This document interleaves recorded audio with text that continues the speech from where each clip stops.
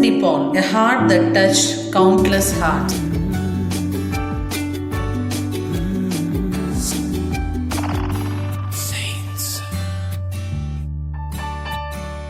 Vincent was a man of action rather than of theory. The religious spirit he communicated was simple, practical, and straightforward. He looked to Christ as his leader and tried to translate the gospel message into concrete results. Let us learn about this amazing saint today. He was born in a peasant family capable of making ends meet only through hard work and frugality.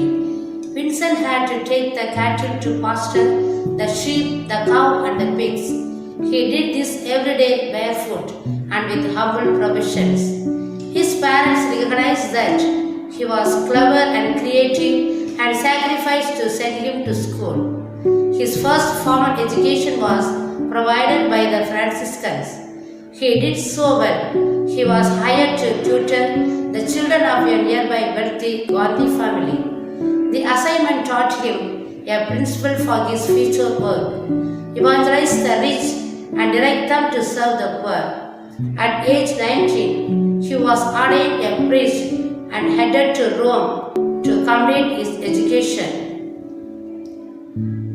One day, while he was traveling by sea, a group of pirates attacked them and captured Vincent. He was later sold into slavery.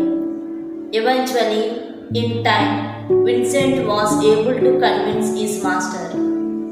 His master agreed to be converted to Christianity and set Vincent free. Vincent arrived in Rome and then traveled later to Paris. Throughout his teens, Vincent's attitude was, "What's in it for me?" It was here that he met Cardinal Pay de Barrel, who later became his spiritual guide.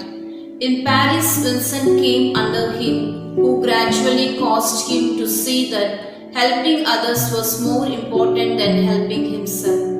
By now, he had influenced a number of young men, some of them priests, to join him in forming a religious group to be called the Congregation of the Mission.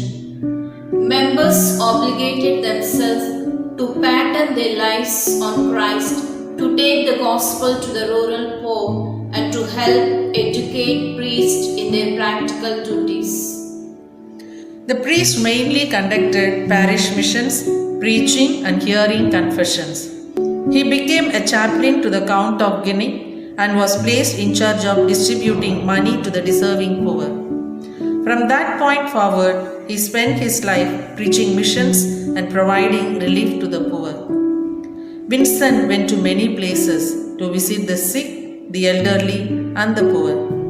He spent time with them and did what he could to take care of them. He established organizations of men and women to provide aid to the poor and sick. But Vincent knew it would take more than what he could do on his own to really make a difference. He realized he needed more money and more people to help all those who needed help. Vincent began to ask wealthy people to donate money that he distributed to the sick and poor of his community. Vincent was so nice and charming that the wealthy did not mind giving him money, especially for such a worthy cause. He also gathered other men and women who were willing to dedicate their own lives to God and help the poor. Each day, he and his followers gave soup and bread to as many as 16,000 poor and homeless. The men formed into the religious community of priests called the Vincentians. In the 1620s, Vincent met a holy collaborator, a woman who would become a saint in her own right, Louise de Merrill. Louise and Vincent together co-founded the Daughters of Charity, a group of more than 25,000 members worldwide. Today, many parishioners have a St. Vincent de Paul Society, which carries on Vincent's works with the poor. He died on September 27, 1660, canonized a saint in 1737. Saint Vincent did not start with grandiose plans. He actually stumbled into his life's work. Thus, he is a helpful model for those who suffer stress trying to find God's plan for their lives.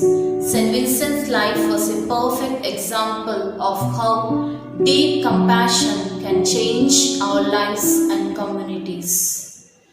Noble Saint Vincent de Paul, beloved servant of the poor, may we follow your example and do good works among those whom society has abandoned, enslaved, or forgotten. Amen.